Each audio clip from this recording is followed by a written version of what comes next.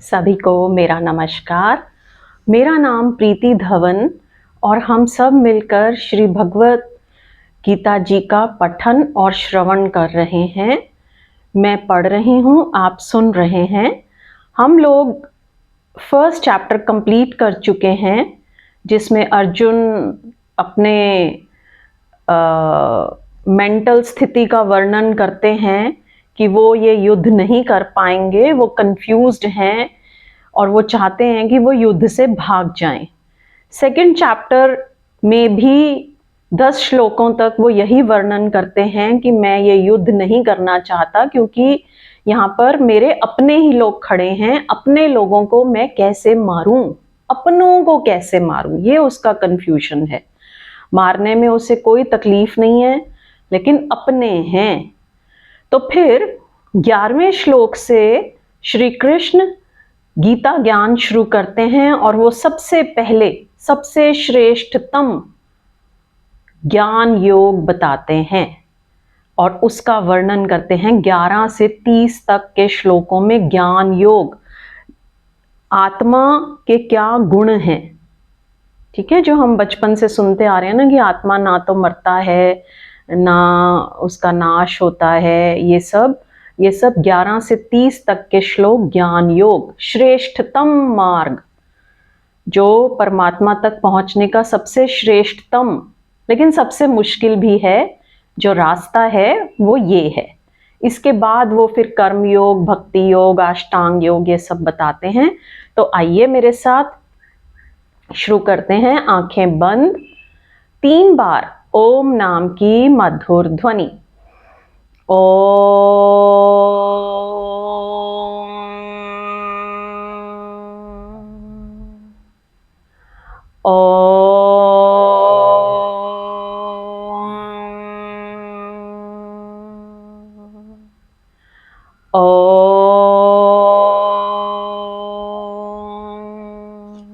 हाथों में घर्षण, आई हुई ऊष्मा को प्रभु का ब्रह्म तेज मानते हुए अपने मुखमंडल और सारे शरीर पर धारण करेंगे। मुस्कुराते हुए चेहरे, हम अत्यंत भाग्यशाली हैं जो गीता पढ़ रहे हैं और सुन रहे हैं।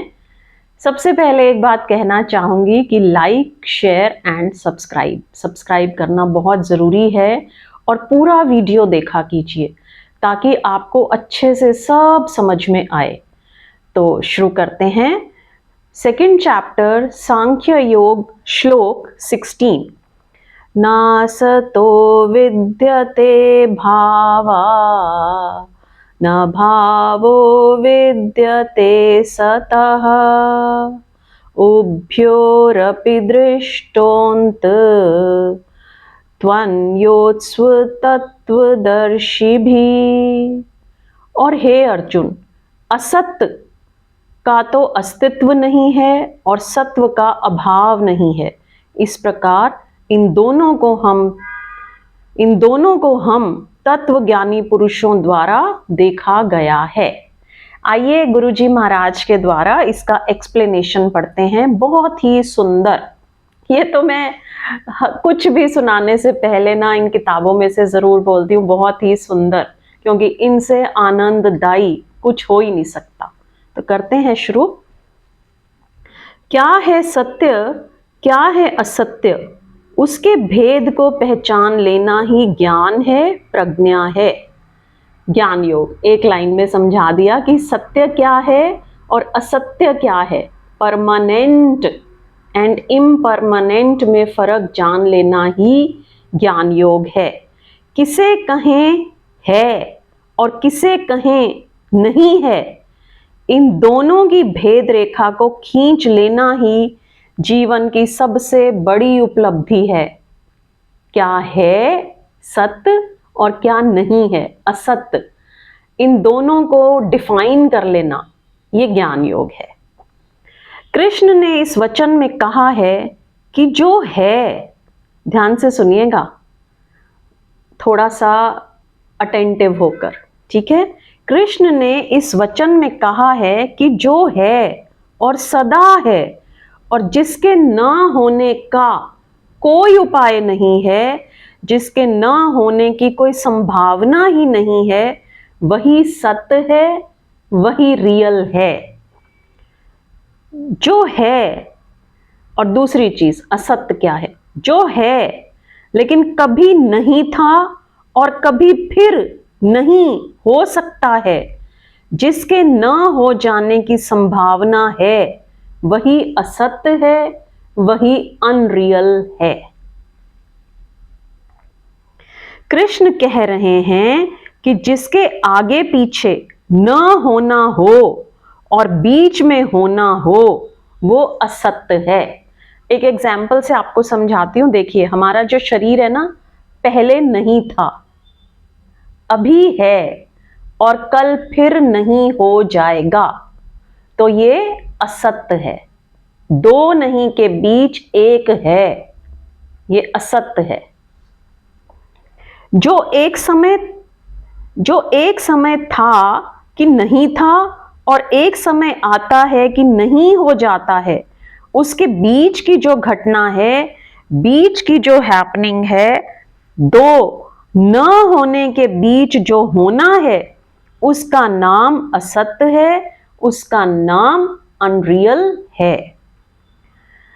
लेकिन जिसका न होना है ही नहीं, जिसके पीछे भी होना है, बीच में भी होना है, आगे भी होना है, जो तीनों तलों पर है ही, सोएं तो भी है, जागें तो भी है, जाग कर भी जागें तो भी है, निद्रा में भी है, जागरण में भी है, समाधि में भी है, जो चेतना की हर स्थिति में ही है, उसका नाम सत्य है।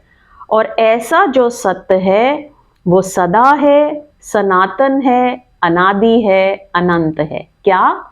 आत्मा। पहले भी थी, आज भी है, आगे भी होगी। ये सत्य है, आत्मा रियल सनातन है, अनादि है, अनंत है, सदा है।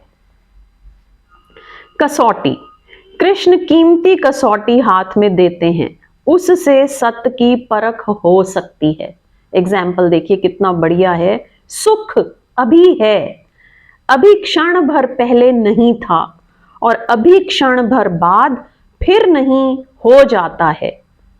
दुख अभी है, क्षण भर पहले नहीं था, क्षण भर बाद नहीं हो जाता है। जीवन अभी है, कल नहीं था, कल फिर नहीं हो जाता है। जो चीजें बीच में होती हैं और दोनों छोरों पर नहीं होती हैं, वे बीच में केवल होने का धोखा ही दे पाती हैं, क्योंकि जो दोनों ओर नहीं है, वो बीच में भी नहीं हो सकता है। सिर्फ भासता है, दिखाई पड़ता है, अपीयर होता है। जीवन की प्रत्येक चीज को इस कसौटी पर कसा जा सकता है। अर्जुन से कृष्ण यही कह रहे हैं कि तू कस कर देख, जो अतीत में नहीं था, जो भविष्य में नहीं होगा, उसके अभी होने के व्यामोह में मत पड़। वो कहता है ना, ये सब मर जाएंगे, तो कहते हैं इस सब के व्यामोह में मत पड़, जो कल नहीं था और आगे भी नहीं हो जाएगा, यानी शरीर, इस सब के मोह में मत पड़। वो अभी भी वस्तुतः नहीं है, वो अभी भी सिर्फ दिखाई पड़ रहा है, वो सिर्फ होने का धोखा दे रहा है। और तू धोखे से जाग भी ना पाएगा कि वो नहीं हो जाएगा। तू उस पर ध्यान दे। किस पर ध्यान दे? जो पहले भी था, जो अभी भी है और आगे भी होगा। हो सकता है वे तुझे दिखाई भी ना पड़ रहा हो, लेकिन वही है। तू उसकी ही तलाश कर, तू उसकी ही खोज कर। आप एक नदी के किनारे खड़े हैं और नीचे आपका प्रतिबिंब बनता है। निश्चित ही वो प्रतिबिंब आप नहीं हैं, लेकिन वो प्रतिबिंब आपके बिना भी नहीं है। निश्चित ही वह प्रतिबिंब सत नहीं है, पानी पर बनी केवल छवि है, लेकिन फिर भी वह प्रतिबिंब जहां से आ रहा है वहां सत्य है। असत्य सत्य की ही झलक है, क्षण भर को मिली। ठीक है ना, जो हमें रिफ्लेक्शन दिख रहा है वो अभी क्षण भर को दिखा है। क्षण भर को सत्य ने जो आकृति ली, अगर हमने उस आकृति को जोर से पकड़ लिया तो हम असत्य को पकड़ लेते हैं। अगर हमने उस रिफ्लेक्शन को पकड़ लिया तो हम असत्य को पकड़ लेते हैं। और अगर हमने उस आकृति में से उसको पहचान लिया जो निराकार निर्गुण उस क्षण भर आकृति में झलका था, तो हम सत्य को पकड़ लेते हैं। जैसे ही ये दिखाई पड़ गया कि दो नहीं के बीच में जो है मालूम पड़ता है वो स्वप्न है। दो नहीं के बीच जो है मालूम पड़ता है वो स्वप्न है। वैसे ही आपकी जिंदगी से असत्य की पकड़ गिरनी शुरू हो जाएगी, स्वप्न बिखरना शुरू हो जाएगा। तब जो शेष रह जाता है, द रिमेनिंग, वो सत्य है, वो शाश्वत, उसका कोई आदि नहीं है, कोई अंत नहीं है, कहना चाहिए वो टाइमलेस है। यह भी थोड़ा समझ लेने जैसा है, बहुत ही इंटरेस्टिंग बात है। असत्य हमेशा टाइम में होगा, समय में होगा, क्योंकि जो कल नहीं था आज है और कल नहीं हो जाएगा। उसके समय के 3 विभाजन हुए, अतीत, वर्तमान और भविष्य।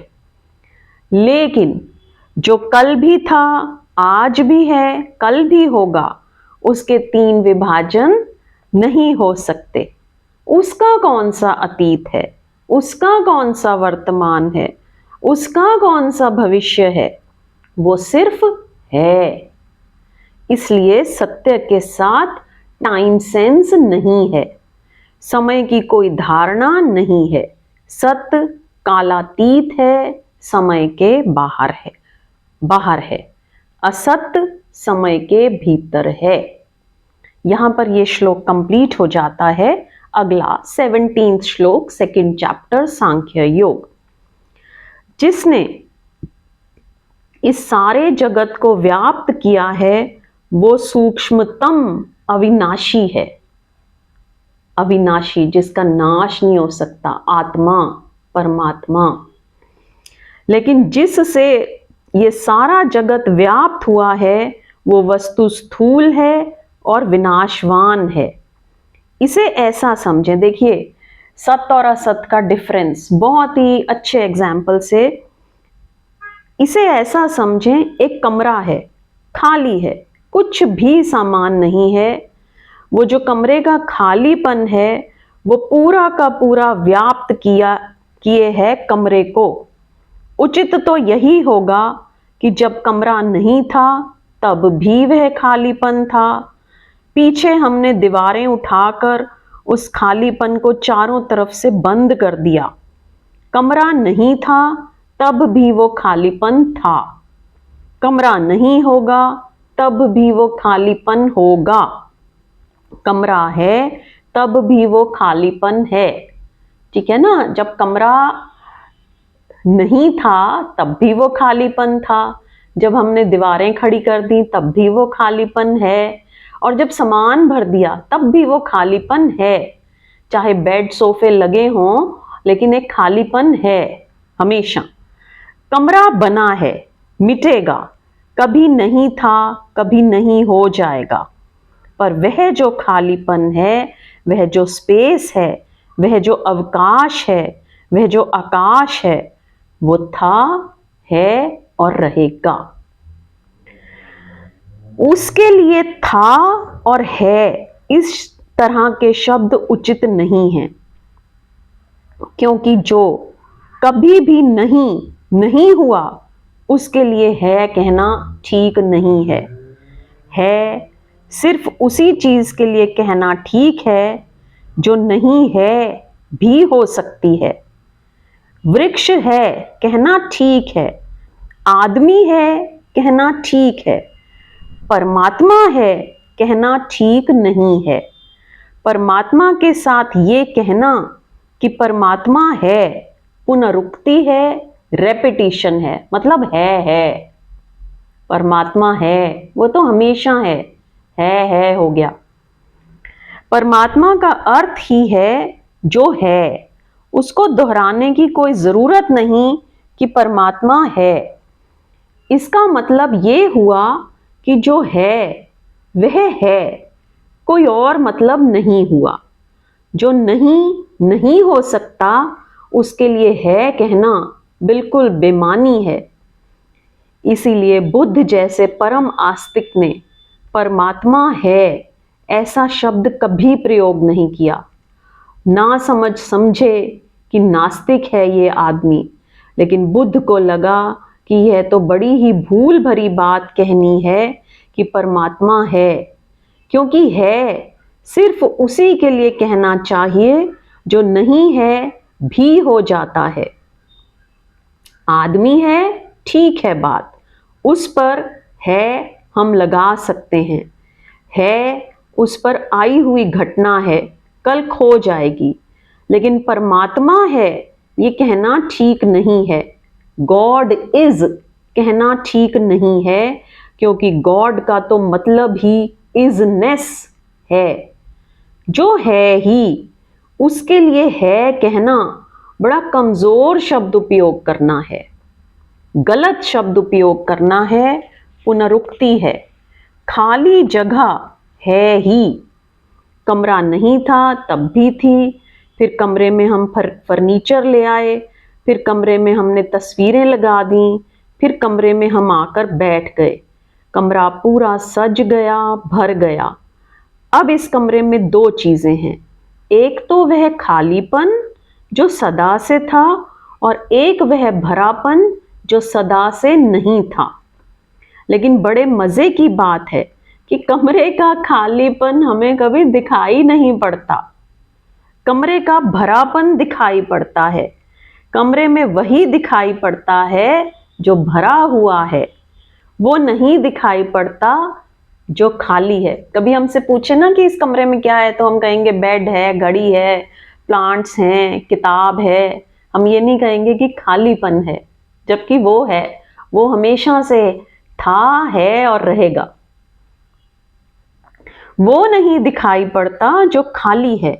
किसी भी कमरे में आप प्रवेश करेंगे तो वही दिखाई पड़ेगा जो वहां है, वह नहीं दिखाई पड़ता जो वहां सदा था। वो नहीं दिखाई पड़ता, वो अदृश्य भी है। अगर खालीपन का भी पता चलता है तो कहना चाहिए कि भरेपन की रेफरेंस में पता चलता है।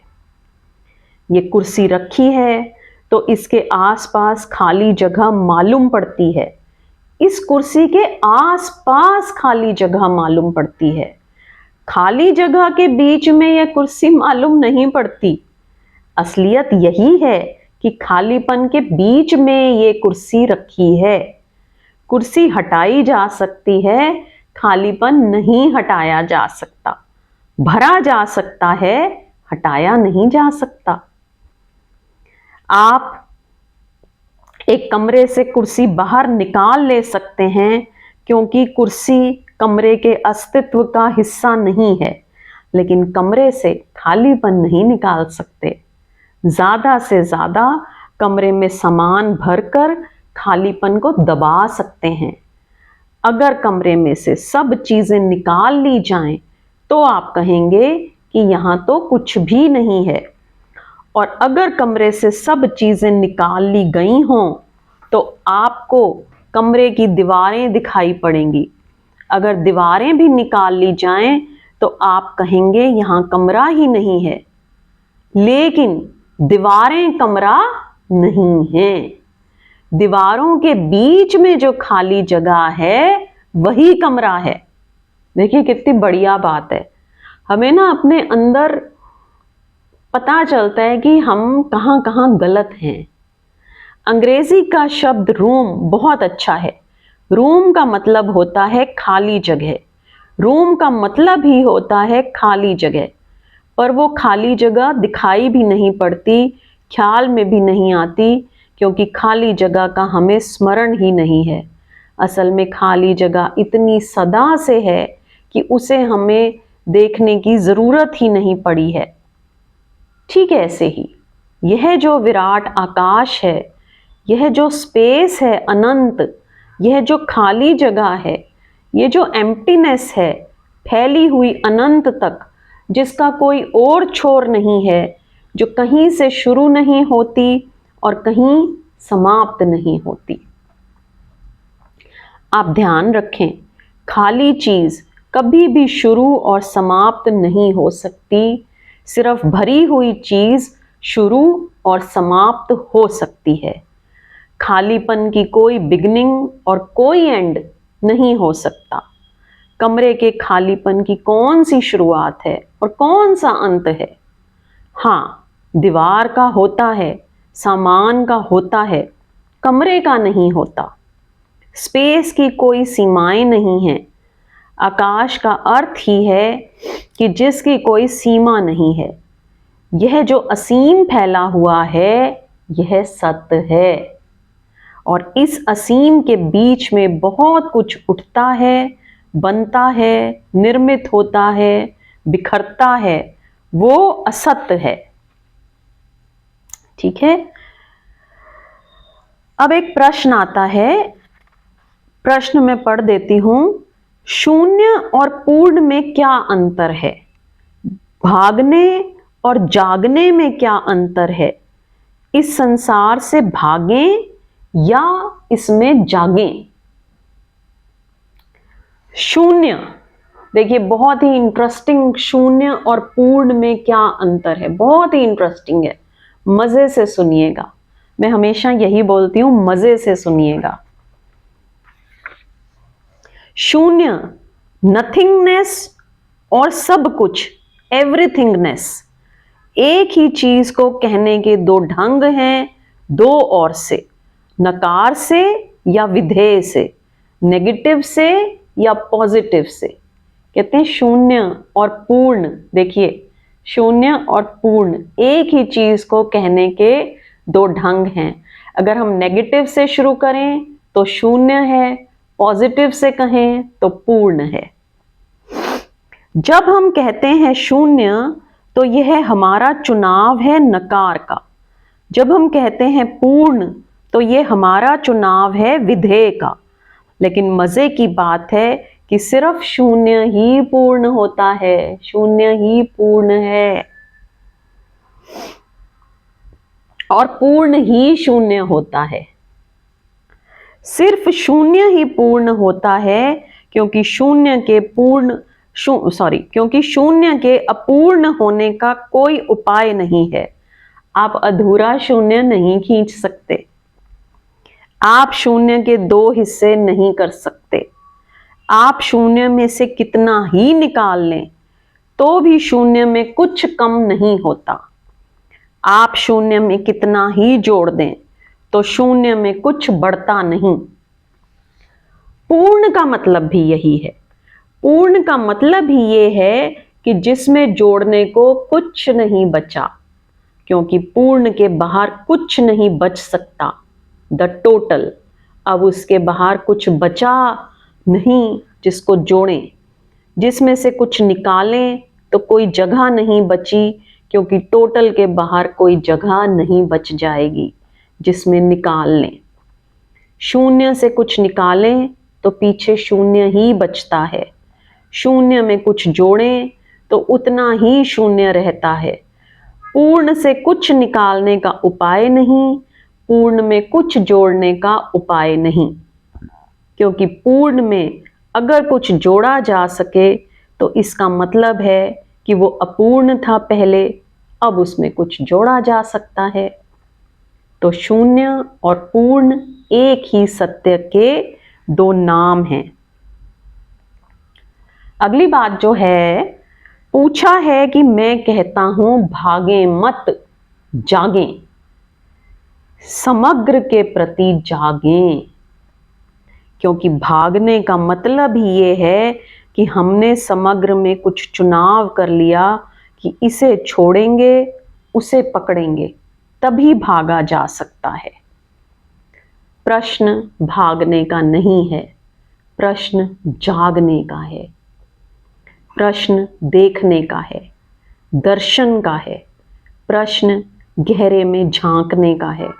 प्रश्न ये नहीं है कि पदार्थ से भाग जाओ, क्योंकि कहीं भी भागोगे तो पदार्थ है। प्रश्न ये है कि पदार्थ में गहरे झांको ताकि परमात्मा दिखाई पड़े, तब भागने की कोई जरूरत ना रह जाएगी। आकृतियों से जो भागेगा वो जाएगा कहाँ? देखो, हम भाग के जाएंगे भी कहाँ? दूसरी आकृतियों के पास पहुंच जाएगा। स्थानों से भागेगा, दूसरे स्थान में पहुंच जाएगा। मकानों से भागेगा, दूसरे मकान में पहुंच जाएगा। लोगों से भागेगा, दूसरे लोगों में पहुंच जाएगा। भाग कर जाएंगे कहाँ? जहां भी भागोगे वहां संसार है। संसार से नहीं भागा जा सकता। हर जगह पहुंचकर पता चलेगा संसार है। फिर वहां से भी भागो, फिर वहां से भी भागो, भागते रहो। अगर हम चांद तारों की रोशनी की गति भी पा जाएं, तो भी संसार के बाहर न भाग सकेंगे। अभी तक कोई चांद तारा नहीं भाग सका, अभी तक कोई रोशनी की किरण नहीं भाग सकी संसार के बाहर। अनंत अनंत यात्रा है रोशनी की किरणों की, लेकिन होगी संसार के भीतर ही, भाग नहीं सकती। असल में जहां तक भाग सकते हैं वहां तक संसार होगा ही, नहीं तो भागेंगे कैसे? रास्ता कहां पाएंगे? जाग सकते हैं। ज्ञानी जागता है, अज्ञानी भागता है। अर्जुन कह रहे हैं ना भाग जाऊं, तो वो कह रहे हैं अज्ञानी भागता है। हाँ, अज्ञानी के भागने के दो ढंग हैं। कभी वो स्त्री की तरफ भागता है, कभी स्त्री की तरफ से भागता है। कभी धन की तरफ भागता है, कभी धन छोड़ने के लिए भागता है। कभी मुंह करके भागता है संसार की तरफ, कभी पीठ करके भागता है। न मुंह करके कभी संसार को उपलब्ध कर पाता है, न पीठ करके कभी संसार को छोड़ पाता है। कृष्ण को समझेंगे तो दिखाई पड़ेगा। कृष्ण अर्जुन को भागने से ही बचाने की चेष्टा में संलग्न हैं। ये पूरी गीता भागने वालों के खिलाफ है। ये पूरी गीता इस बात के खिलाफ है कि जो भागने वाले हैं वे वही पागलपन को उल्टी दिशा में कर रहे हैं जो पकड़ने वाले करते हैं। लेकिन सिर्फ पागलपन उल्टा हो जाए, शीर्षासन करने लगे, तो इससे पागलपन नहीं रह जाता, ऐसा नहीं है। कोई पागल शीर्षासन करके खड़ा हो जाए तो पागलपन मिट जाता है, ऐसा नहीं है। भोगी त्यागी हो जाते हैं, संसारी सन्यासी हो जाते हैं, उल्टे हो जाते हैं, तो कोई अंतर नहीं पड़ता। हाँ, दिशा उल्टी दिखाई पड़ने लगती है, आदमी वही होता है। ढंग उल्टे हो जाते हैं, आदमी वही होता है। कृष्ण गीता में एक बहुत ही अनूठी बात कह रहे हैं, और वे ये कह रहे हैं कि संसारी और सन्यासी विपरीत नहीं हैं, एक दूसरे से उल्टे नहीं हैं। संसार से भागकर कोई सन्यासी नहीं होता, संसार में जाग कर कोई सन्यासी होता है। ये कृष्ण का सन्यास है। फिर से पढ़ती हूँ। संसार से भागकर कोई सन्यासी नहीं होता, संसार में जाग कर कोई सन्यासी होता है। और जागना हो तो यहीं जाग जाओ, कहीं भी भागो, इससे कोई अंतर नहीं पड़ता। जागने के लिए कोई खास जगह नहीं है, कहीं भी जागा जा सकता है। आज इतना ही, आगे का नेक्स्ट लेक्चर में लेंगे। Like, share and subscribe. आइए 3 बार ओम की ध्वनि और शांति पाठ। मुस्कुराते हुए चेहरे।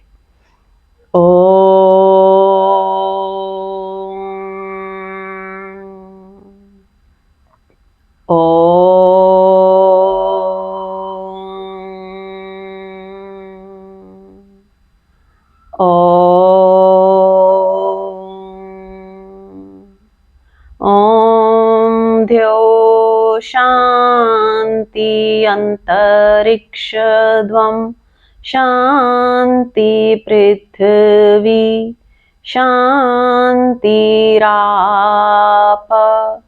शांतिरोषधया शांति वनस्पतया शांतिर्विश्वे देवा शांति ब्रह्मा शांति सर्वेगम शांति शांतिरेव शांति सामा शांतिरेधि। ओम शांति शांति शांति। हाथों में घर्षण। आई हुई ऊष्मा को प्रभु का प्रसाद मानते हुए अपने मुखमंडल और सारे शरीर पर धारण करेंगे। यहीं से आज का लेक्चर संपन्न। नेक्स्ट लेक्चर का निमंत्रण। सबका धन्यवाद, सबको नमस्कार। जय श्री कृष्णा। ठीक है जी, नेक्स्ट लेक्चर में मिलते हैं।